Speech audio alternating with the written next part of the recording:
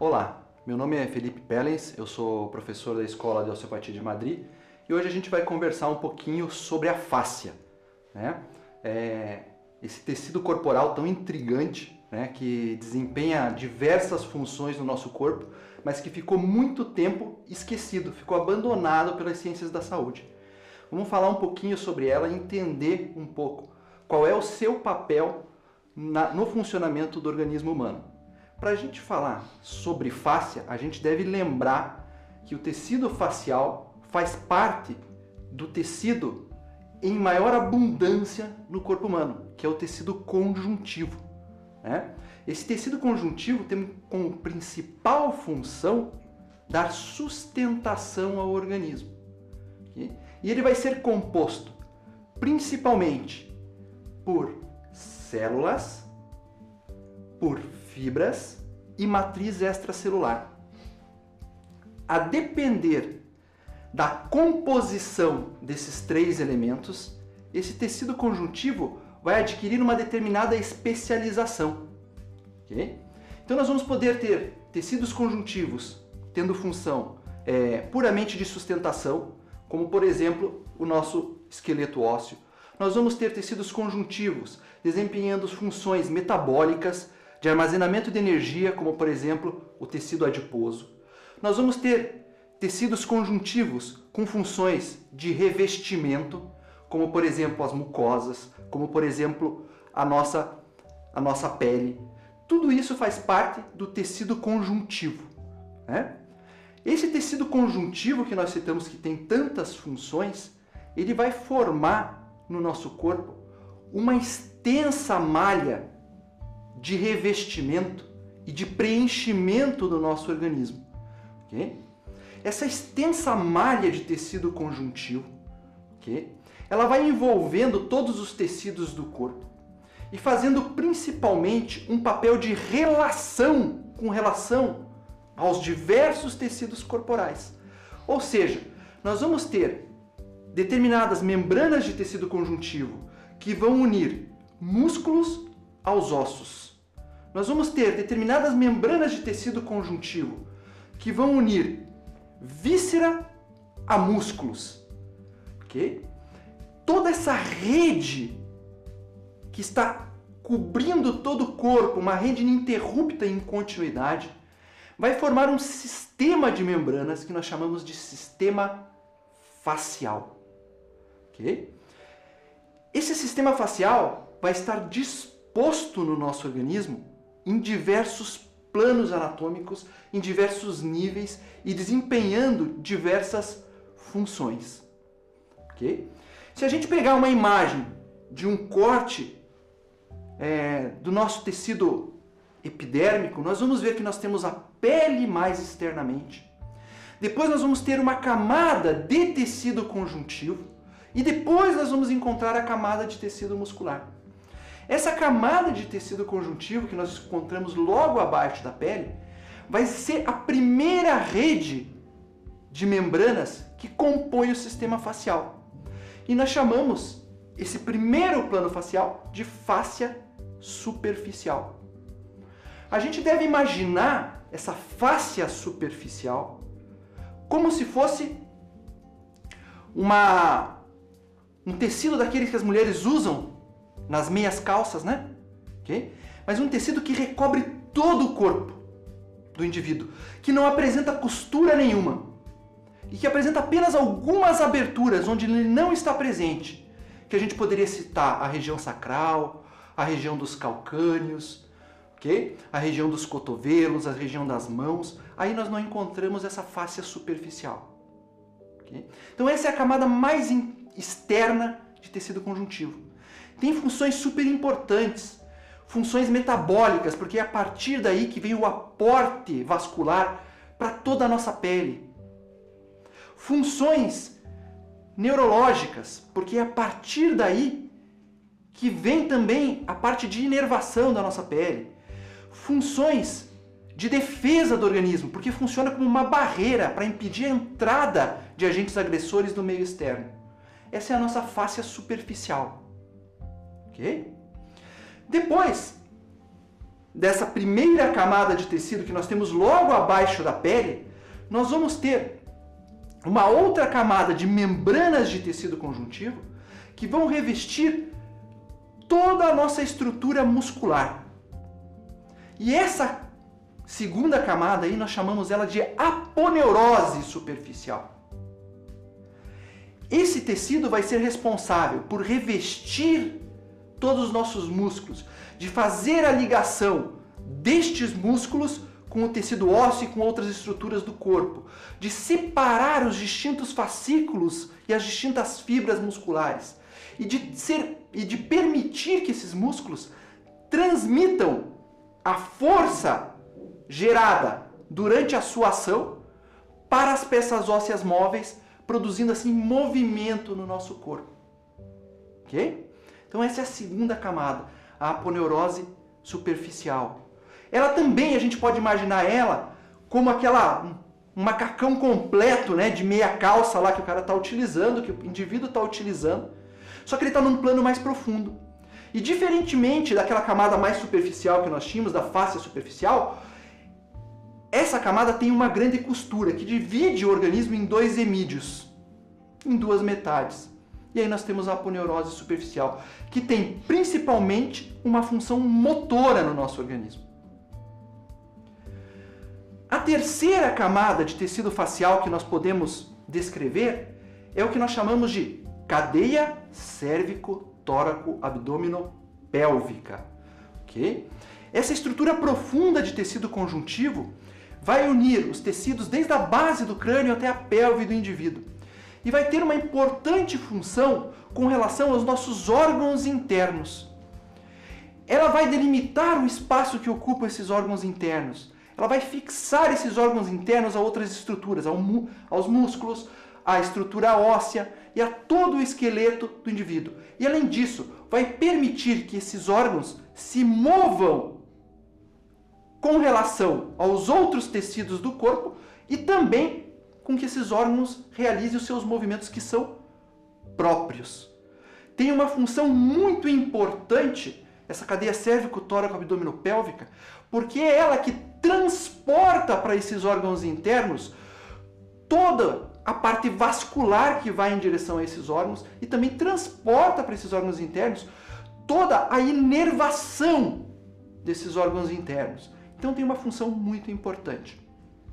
E por fim, nós podemos citar ainda a última camada que compõe esse nosso sistema facial, que seria o que nós chamamos de sistema de membranas de tensão recíproca, que são aquelas membranas que revestem todo o nosso sistema nervoso central e revestem o nosso crânio internamente, se fixando internamente ao crânio, saem desse crânio e continuam revestindo a medula por todo o nosso canal medular e vão terminar lá a nível do nosso osso sacro, na segunda vértebra sacra, através de uma estrutura chamada de filum terminale. Esse elemento, essa membrana de tensão recíproca, tem funções importantes no sentido da proteção do sistema nervoso, tem função de nutrição do sistema nervoso e tem uma função importante dentro da osteopatia que é viabilizar o movimento respiratório primário. Okay? Então essas são as 4 porções ou 4 planos do sistema facial que nós consideramos.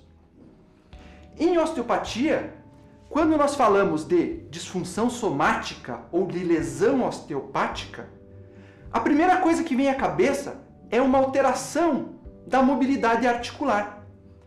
Mas nós temos que lembrar que quando nós falamos de disfunção somática, nós não estamos falando apenas de disfunções de mobilidade das articulações, mas estamos falando de disfunções de mobilidade de todos os tecidos corporais. E esse sistema facial entra aí e desempenha um papel muito importante no aparecimento de disfunções. Ou seja, nós temos disfunções do próprio sistema facial, que vão repercutir diretamente sobre o sistema nervoso e vão possibilitar também o processo de facilitação medular.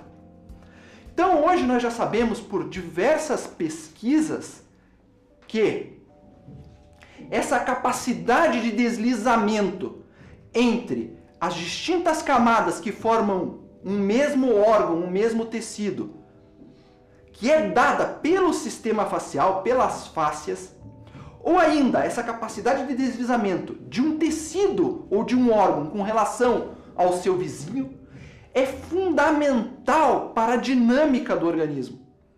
Então a gente deve lembrar que existem diversas camadas que compõem, por exemplo, uma estrutura nervosa periférica. Nós temos um endoneuro, nós temos um epineuro, nós temos um perineuro. E o deslizamento entre essas membranas conjuntivas é fundamental para a manutenção de uma dinâmica normal desse tecido. Assim como nós vamos ter, a nível muscular, um endomísio, um epimísio e um perimísio. E o deslizamento entre essas diversas camadas de tecido conjuntivo que compõem o nosso tecido muscular também é fundamental para a manutenção de uma dinâmica normal desse sistema muscular. E esse mesmo processo nós podemos traduzir para as vísceras. Nós temos uma camada que reveste a cavidade a qual essa víscera está contida. Por exemplo, nós temos um peritônio. Nós temos uma face que reveste o próprio órgão. E além disso, nós temos membranas viscerais que fazem a ligação entre os diversos órgãos. E todo esse deslizamento também entre essas membranas e a mobilidade dessas membranas permite com que a dinâmica visceral seja normal. Quando nós temos uma alteração nessa dinâmica visceral, okay? Quando nós temos uma disfunção do tecido facial, nós vamos ter uma disfunção somática facial. E nós, como osteopatas, temos que identificar que esse é o tecido disfuncional e lançar mão de técnicas próprias para normalizar a função deste tecido. E aí nós sabemos que nós podemos utilizar uma série de técnicas que tem como objetivo melhorar a funcionalidade desse tecido facial. Nós podemos utilizar técnicas que tenham como objetivo melhorar o deslizamento entre as fibras que compõem o nosso sistema facial, a elastina e o colágeno. Nós podemos utilizar técnicas que venham a romper com pontes que podem formar entre essas fibras que limitam a viscoelasticidade desse tecido. Nós podemos utilizar técnicas que sejam capazes de alterar o estado físico da matriz extracelular, deixando essa matriz extracelular mais fluida, ou num estado mais gel, ou num estado mais sol, o que vai alterar completamente a dinâmica e a capacidade funcional daquele tecido. E além disso, nós podemos também alterar a função dos diversos elementos sensoriais que estão presentes dentro da face. Os mecanoceptores que estão ricamente presentes dentro do sistema facial. E esses mecanoceptores ricamente presentes dentro do sistema facial são fundamentais para fornecer uma aferência adequada para o sistema nervoso central, para que o sistema nervoso central possa organizar o movimento de forma correta. Ou seja, quando nós temos uma disfunção facial, além de todas essas alterações próprias da face, nós vamos gerar uma alteração sensorial, que vai alterar a motricidade. E com isso nós vamos estar falando de capacidade de movimento do corpo humano, da dinâmica corporal. Então, tratando a fáscia, nós devolvemos essa aferência, melhoramos essa aferência e com isso nós podemos dar um input mais adequado para o sistema nervoso e o nosso sistema nervoso vai poder organizar todo o nosso funcionamento de uma maneira mais homogênea e mais adequada.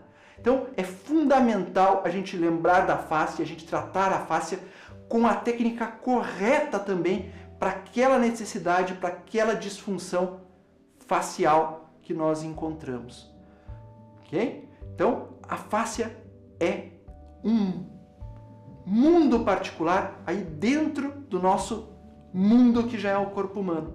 Não podemos esquecer da face em momento algum. Ok? Para a gente reforçar um pouquinho isso, a gente vai ver aqui, ó, na imagem aqui, ó, vamos ver um corte axial da região cervical.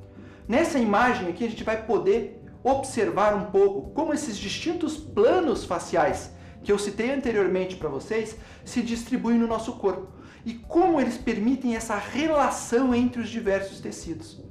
Então a gente vai ver mais externamente aqui, esse círculo mais escuro em preto, mais externamente aqui, nós vamos ver que essa é a fáscia superficial, ok? Essa fáscia superficial, na nossa região cervical, ela vai sair desde o arco zigomático, ok? Da linha curva occipital externa e vai revestir por baixo da pele dessa região, totalmente nossa região cervical, terminando sobre as clavículas, ok? E as espinhas da escápula. E ela vai permitir dar esse contorno harmônico aqui, que parece uma tenda, né? Que forma ao redor do nosso pescoço, ok? Depois nós podemos observar aqui, ó, que eu tenho uma outra lâmina de tecido que reveste diversos músculos que estão na nossa região cervical. Então a gente pode ver aqui, anteriormente, revestindo o esternocleidomastoide, revestindo o esternotireoideu, revestindo o homoioideu, tireoideu. Então toda essa membrana que reveste esses músculos vai formar aquilo que nós já citamos, que é a chamada aponeurose superficial. Okay? Essa aponeurose superficial, na região cervical, okay? Também vai sair revestindo todos os músculos da nossa face aqui, também vai se inserir por baixo dessa fáscia superficial, chegando até as clavículas, chegando no contorno da escápula, nas espinhas das escápulas. Okay? Então essa é a aponeurose superficial. Mais profundamente aqui nós vemos uma membrana que vai estar revestindo o esôfago, as cartilagens cricoides, tireoides, vai estar revestindo a própria glândula tireoide, ok?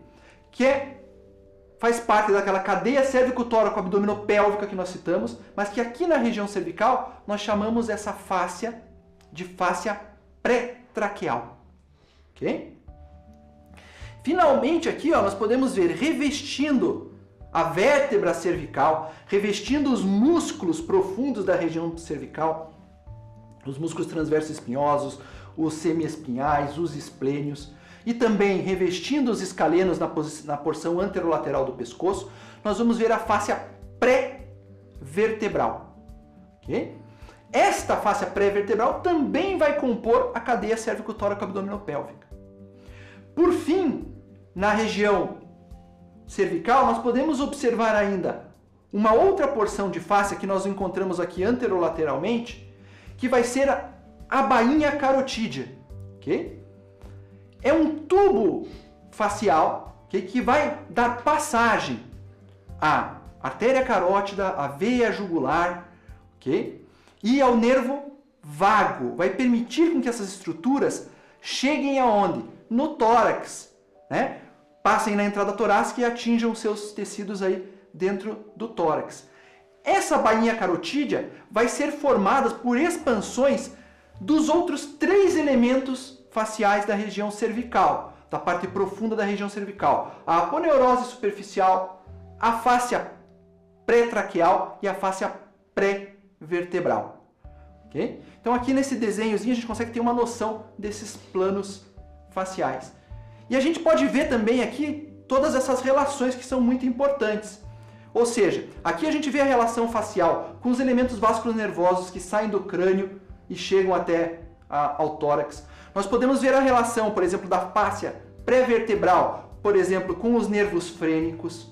Okay? Nós podemos ver a relação da fáscia pré-vertebral, por exemplo, com os gânglios simpáticos laterovertebrais da região cervical. Okay? Além da relação dessas fáscias com os músculos e com órgãos, como por exemplo a glândula tireoide. Quando a gente tem uma ideia de todas essas relações e de como as fáscias conectam todos esses tecidos, a gente começa a trabalhar dentro daquele princípio fundamental da osteopatia, que é o princípio de globalidade, de um indivíduo integral, de um indivíduo único. Ok? O nosso pai da osteopatia, Andrew Taylor Still, já dizia nos seus textos lá nos anos de 1900. Né? A fáscia é o lugar onde a gente procurar, aonde a gente estudar a doença e aonde a gente começar o tratamento das enfermidades. Okay? Não podemos deixar de lado nunca os ensinamentos do velho doutor. Okay? Gostaria de finalizar aqui com vocês, okay? Deixando ainda mais uma palavrinha do Andrew Taylor Still. Okay? Andrew Taylor Still, no seu leito de morte, dizia aos seus alunos: "Boys, keep it pure." Ou seja, vamos deixar a osteopatia pura. Vamos fazer uma osteopatia com responsabilidade. Vamos fazer uma osteopatia com atualização. Okay? Vamos fazer uma osteopatia de verdade. Okay? Sem perder as suas raízes. Um grande abraço. Eu espero que tenha sido proveitoso a todos.